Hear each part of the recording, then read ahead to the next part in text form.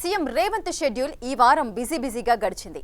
పరిశ్రమల్లో భద్రతా చర్యలపై ఫోకస్, పరిశ్రమలకు రోడ్ మ్యాప్ ప్రకటించడం, అభివృద్ధి సంక్షేమం అజెండాగా ప్రణాళికలు, కొత్తగా 157 ప్రభుత్వ స్కూళ్లు, పైరసీకి చెక్ పెట్టేలా అడుగులు, అంగన్వాడీ హెల్పర్లకు గుడ్ న్యూస్ ఇవ్వడం, అలాగే టీచర్లకు విదేశాల్లో ట్రైనింగ్ ఇప్పించడం ద్వారా మన దగ్గర విద్యా ప్రమాణాలు పెంచడం కీలకంగా జరిగాయి.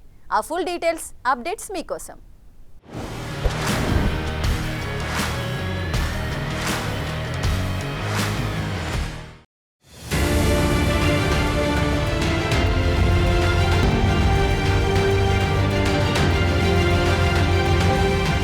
పాపం అలర్ట్ అయింది. ఇకపై పరిశ్రమల్లో రెగ్యులర్ గా ఇంటర్నల్, ఎక్స్టర్నల్ తనిఖీలు చేయాల్సిందే అని ఆదేశించింది. భవిష్యత్తులో ఇలాంటి ప్రమాదాలు జరగకుండా తీసుకోవాల్సిన చర్యలపై ఆదేశాలు జారీ చేశారు. ప్రతి ఇండస్ట్రీ ఖచ్చితంగా అన్ని రకాల జాగ్రత్తలు తీసుకునేలా రోడ్ మ్యాప్ కు రెడీ అవుతోంది. లేటెస్ట్ టెక్నాలజీ అడాప్ట్ చేసుకునేలా గైడ్ చేయనుంది ప్రభుత్వం. సీఎం రేవంత్ రెడ్డి సిగాచి పరిశ్రమ ప్రమాదం నేపథ్యంలో పరిశ్రమలపై రివ్యూ చేసి కీలక ఆదేశాలు జారీ చేశారు.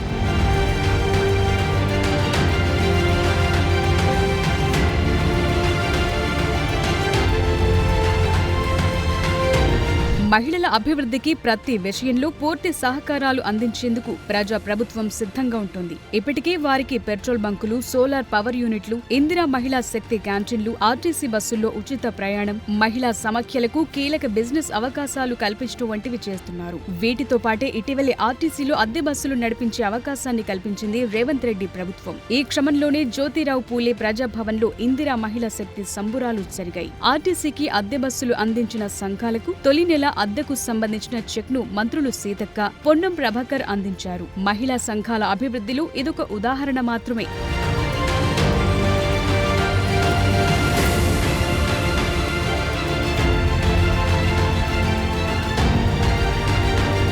రానున్న ఎన్నికల్లో 15 మంది ఎంపీలను, 100 మంది ఎమ్మెల్యేలను గెలిపించుకుంటామన్నారు సీఎం రేవంత్. తమ 18 నెలల పాలనలో ఎన్నో విజయాలున్నాయని గుర్తు చేశారు. శుక్రవారం ఎల్బీ స్టేడియం వేదికగా కాంగ్రెస్ గ్రామ కార్యకర్తల సభలో మాట్లాడారు సీఎం. పనిలో పడి ప్రచారం చేసుకోవటం మర్చిపోయామని, ప్రతిపక్షాలు మాత్రం ప్రభుత్వంపై విష ప్రచారం చేస్తున్నాయన్నారు. 18 నెలల్లో తెలంగాణ మోడల్ను ఆవిష్కరించామని, ఎల్బీ స్టేడియం సాక్షిగా 60,000 ప్రభుత్వ ఉద్యోగాలిచ్చామని సీఎం రేవంత్ గుర్తు చేశారు. అటు తెలంగాణలో 70% మంది రైతులే అని, వారి కోసం 18 నెలల్లో రైతు భరోసా, రైతు బీమా, గిట్టుబాటు ధర, పంట రుణమాఫీ, సన్నవడ్లకు 500 బోనస్ వంటి పథకాల ద్వారా 1.04 లక్షల కోట్లు ఖర్చు పెట్టామన్నారు. రైతులు ఆత్మగౌరవంతో నిలబడేలా చేశామని గుర్తు చేశారు సీఎం. ఎవరైనా సరే నేను సవాలు విసురుతున్నా, అది ఢిల్లీలో ఉండే మోడీ అయినా సరే, గల్లీలో ఉండే కేడీ అయినా సరే, చర్చ పెడతాం. పార్లమెంటులోనా, అసెంబ్లీలోనా, రైతు రాజ్యం ఎవరు తెచ్చిండ్రు, రైతులకు అండగా నిలబడ్డది ఎవరు తేల్చుకుందాం. రాండి చర్చలకు. కేసీఆర్ వస్తాడు, కేటీఆర్ వస్తాడు, కిషన్ రెడ్డి వస్తాడు, నరేంద్ర మోడీ వస్తాడు, కాంగ్రెస్ పార్టీ కార్యకర్తలను తీసుకొని నేను వస్తా అని సూటిగా సవాలు విసురుతున్న మిత్రులారా. ప్రభుత్వ స్కూళ్ల విషయంలో తెలంగాణ ప్రభుత్వం కీలక నిర్ణయాలు తీసుకుంటోంది. ప్రైవేట్ నుంచి ప్రభుత్వ స్కూళ్లకు అడ్మిషన్లు పెరగటంతో అవసరమున్న చోట ప్రభుత్వ బడులను ఏర్పాటు చేయించింది. తెలంగాణ వ్యాప్తంగా కొత్తగా 157 ప్రభుత్వ పాఠశాలలను ఏర్పాటు చేస్తూ పాఠశాల విద్యాశాఖ ఈ నెల 4న ఉత్తర్వులు జారీ చేసింది. ప్రభుత్వ స్కూలు లేని కాలనీలు, కనీసం 20 మంది విద్యార్థులు అంతకు మించి ఉన్న చోట బడులను ఏర్పాటు చేయాలని నిర్ణయం తీసుకున్నారు. ఆ ప్రకారం గ్రామీణ ప్రాంతాల్లో 63, పట్టణ, నగర ప్రాంతాల్లో 94 స్కూళ్లను వెంటనే ఏర్పాటు చేయాలని డీఈఓలకు ఆదేశాలు వెళ్లాయి. అందుకవసరమైన ఫర్నిచర్, విద్యా సామాగ్రి వంటి వాటికి బడ్జెట్ను ఆయా కలెక్టర్ల ద్వారా పాఠశాల విద్యాశాఖ సమకూర్చనుంది.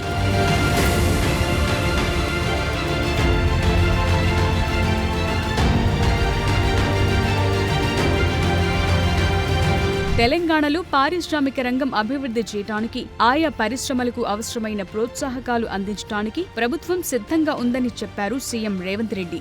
రాష్ట్రంలో పెట్టుబడులకు రక్షణ కల్పించటమే కాకుండా లాభదాయకంగా ఉండేందుకు ప్రభుత్వం సహకారం అందిస్తుందని పారిశ్రామికవేత్తలను ఉద్దేశించి అన్నారు.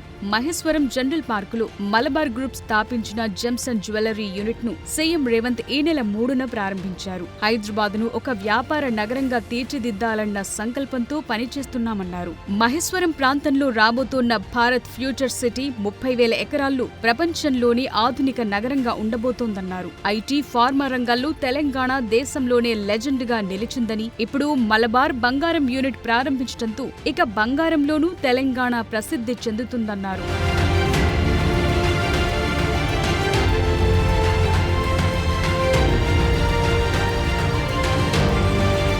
తెలంగాణలో అంగన్వాడీ హెల్పర్లకు రేవంత్ రెడ్డి ప్రభుత్వం ఈ నెల 3న గుడ్ న్యూస్ చెప్పింది. అంగన్వాడీ టీచర్లకు పదోన్నతి కోసం గరిష్ట వయోపరిమితిని పెంచింది. హెల్పర్ కు ప్రమోషన్ వయసును 45 నుంచి 50 ఏళ్లకు పెంచుతూ మహిళా శిశు సంక్షేమ శాఖ నిర్ణయం తీసుకుంది. దీంతో రాష్ట్రంలోని 4,322 మందికి బెనిఫిట్ జరగనుంది. ఈ విషయానికి సంబంధించిన ఫైల్ పై మంత్రి సీతక్క సంతకం చేశారు.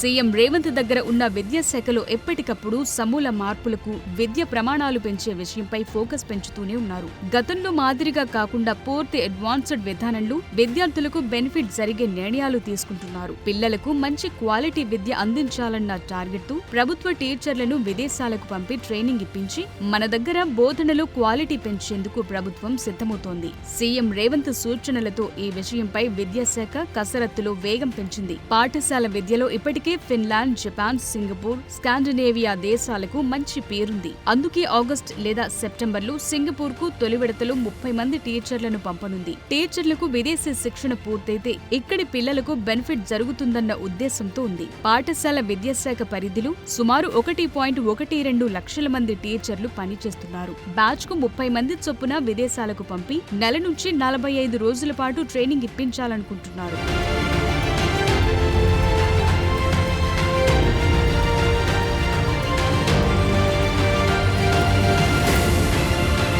పైరసీతో సినిమా రంగానికి చాలా నష్టం జరుగుతోంది. తాజాగా ఇలాంటి కేసు ఒకటి వెలుగు చూడటంతో తెలంగాణ ప్రభుత్వం అలర్ట్ అయింది. పైరసీకి చెక్ పెట్టేలా నిర్ణయాలు తీసుకుంటోంది. టీఎఫ్డీసీ చైర్మన్, నిర్మాత దిల్ రాజు పైరసీని అరికట్టేందుకు ప్రత్యేకంగా ఓ కమిటీని ఏర్పాటు చేయనున్నట్టు చెప్పారు. నోడల్ ఏజెన్సీగా చలనచిత్ర వాణిజ్య మండలికి చెందిన సైబర్ సెల్, పోలీసు శాఖ ప్రతినిధులతో కమిటీని ఏర్పాటు చేయనున్నట్టు నిర్మాత దిల్ రాజు చెప్పారు. పైరసీని అరికట్టేందుకు అవసరమైతే మరికొన్ని కొత్త నిబంధనలను తీసుకొస్తామన్నారు దిల్ రాజు.